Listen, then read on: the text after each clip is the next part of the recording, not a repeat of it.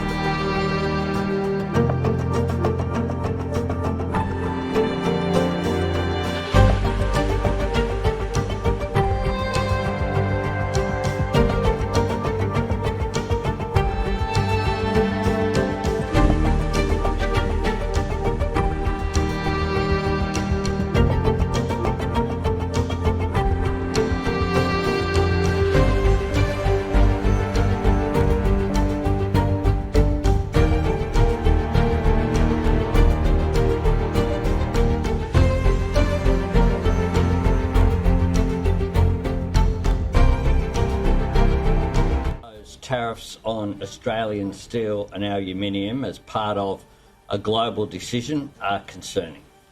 It has been foreshadowed that no country, regardless of its relationship with the United States, has been granted an exemption. Such a decision by the Trump administration is entirely unjustified. This is against the spirit of our two nations' enduring friendship and fundamentally at odds with the benefits that our economic partnership has delivered over more than 70 years. Australia has no tariffs on goods from the United States, and of course we have a free trade agreement with the United States.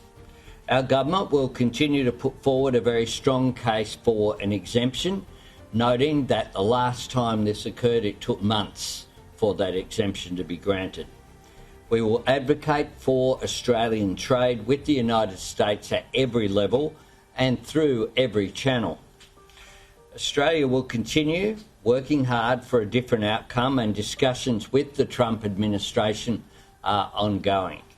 Our government is prepared and has been engaging directly with the Australian steel and aluminium industry and we'll continue to work through this with them. As with other products and resources that Australia has, we will continue to diversify markets for our products, which are in demand globally. Australian steel and aluminium exports to the United States represent less than 0.2% of the total value of our exports. Neither is in the top 10 of what Australia sells to the United States. Tariffs and escalating trade tensions are a form of economic self-harm and a recipe for slower growth and higher inflation. They are paid by the consumers. This is why Australia will not be imposing reciprocal tariffs on the United States. Such a course of action would only push up prices for Australian consumers and increase inflation. We will continue to engage constructively with the United States and to make the case for Australian trade and the benefits that it gives to people in the United States of America. Around the world and here at home, our government will always stand up for Australian jobs and Australian industries. All Australians, of course, can join this effort and support our industries by taking the opportunity to buy Australian, and the March budget will provide additional support for our Buy Australian campaign, which we will be announcing as part of that budget process.